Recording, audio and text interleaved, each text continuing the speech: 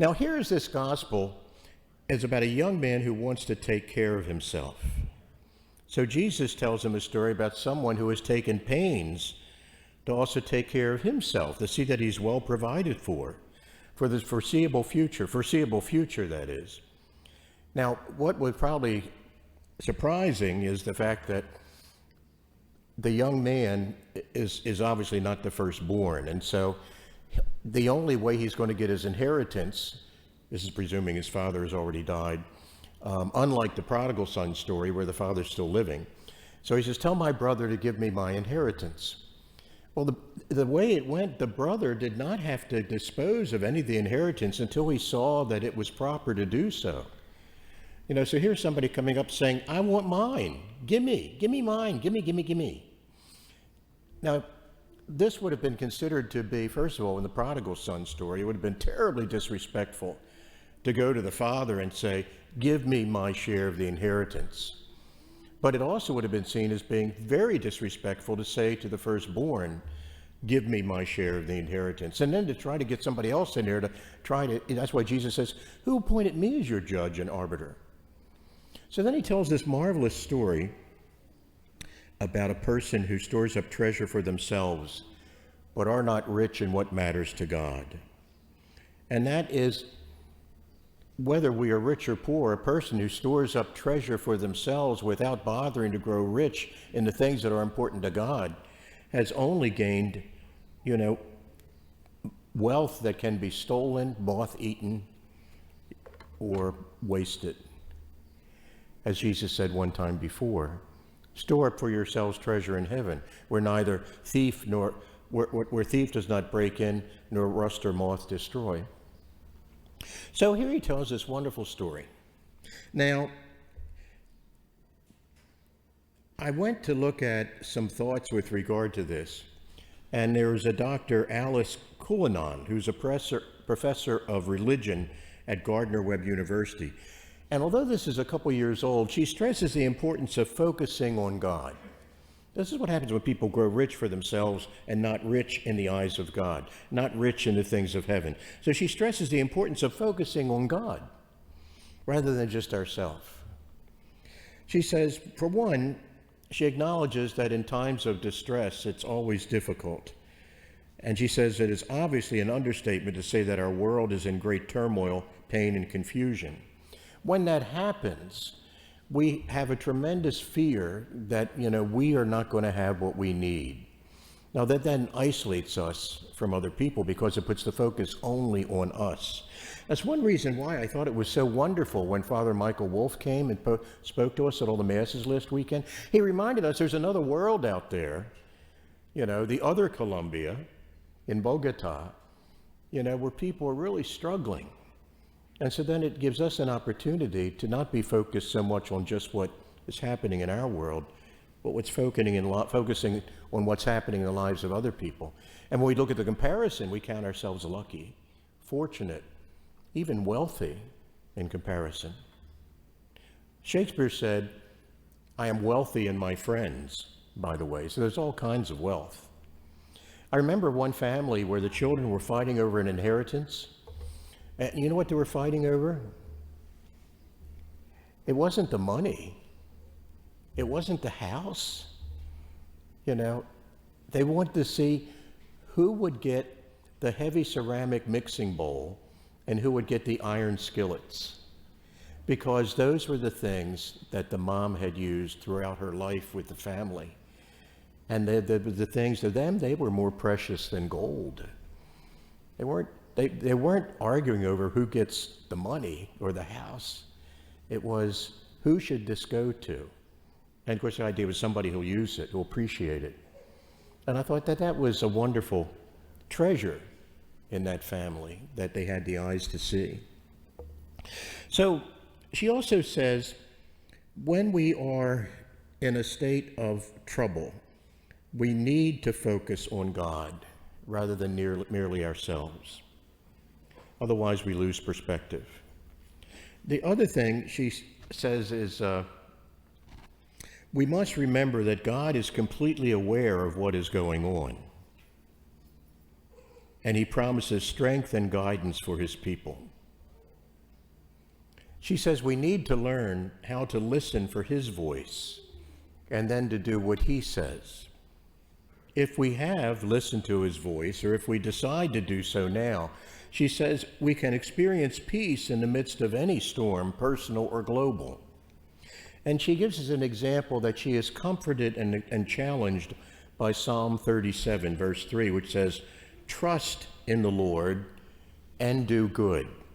And this word trust means just don't believe in, but lean on, rely on, be confident in the power of God and God's love for us. Remember the time when Jesus said, if your child asked for an egg, would you give them a snake? You know, he says, if you with all your sinfulness know how to give your children good things, how much more the Father in heaven? But will anybody ask?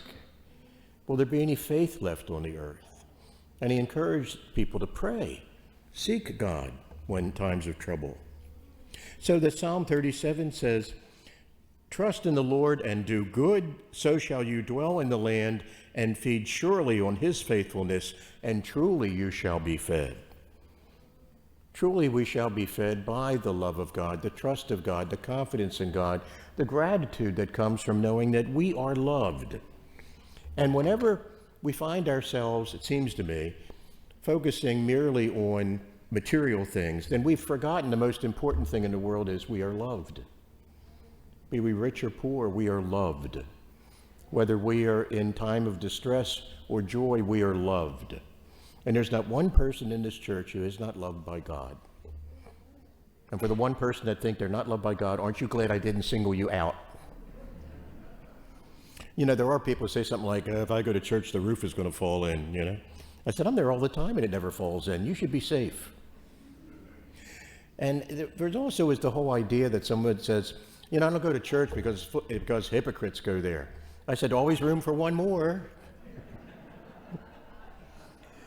That's what church is for.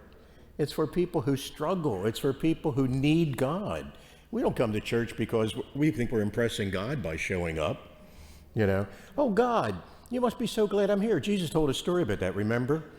I pay tithes on all I possess, you know, and I do this and I do that. And then one little guy in the back wouldn't even lift his eyes to heaven and said, "Oh Lord, be merciful to me, a sinner." And Jesus says, now whose prayer do you think was answered? The one who thought God should be happy with him because he did everything right? Or the guy who came in just in the vestibule, afraid to come any further because he knew his life was messed up? We are loved. You are loved. There's nothing that you can do that keeps you from being loved. Now, just don't try to put it to the test, okay? It's important. So, we need to pray and trust the Lord in difficult days, but we should also do our best to minister to others who are in need, because that's where true riches lie, in the ability to give. And of course, we hear it all the time. It's more blessed to give than to receive. But, you know, we don't always live that way. A lot of times we're this young man, I want what should be coming to me, and I want it now.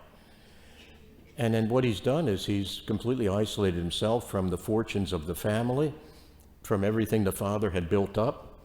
And he wants to tell the son, he says, give me, sell the property, give me my share. And the older brother, Gideon, will say, this is not what Pop would have wanted. You know, so what is our focus? Is it us or is it God? Now, one of the problems is we often tend to focus just on ourselves because we don't really have the chance to contemplate the glory and wonder of God. If we really had a chance to contemplate the goodness of God in its magnificence, in its generosity, we would probably never feel lonely or afraid or bereft. So someone sent me, they've been doing this ever since COVID started, sent me a little thing to look at and to laugh, or a thing to look at and to wonder, or a thing to look at and to be grateful.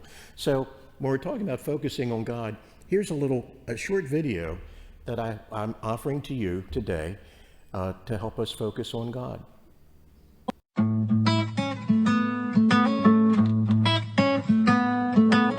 Just imagine we woke up in paradise. I don't need magic. Let my carry us home, home tonight.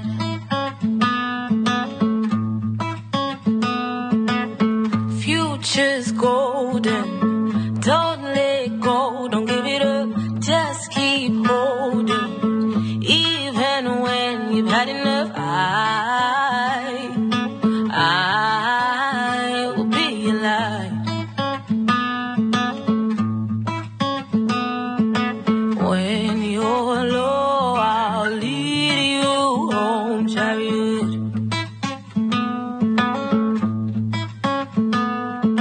Take you back to where you're from, chariot.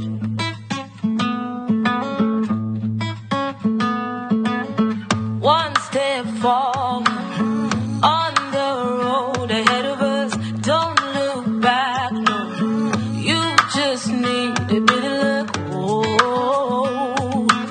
oh, tonight. When you're low, I'll lead you home, chariot.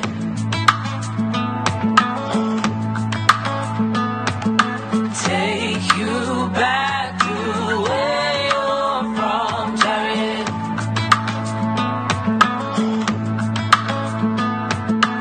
When you're low, I'll lead you home, chariot. Take you back to where you're from, chariot.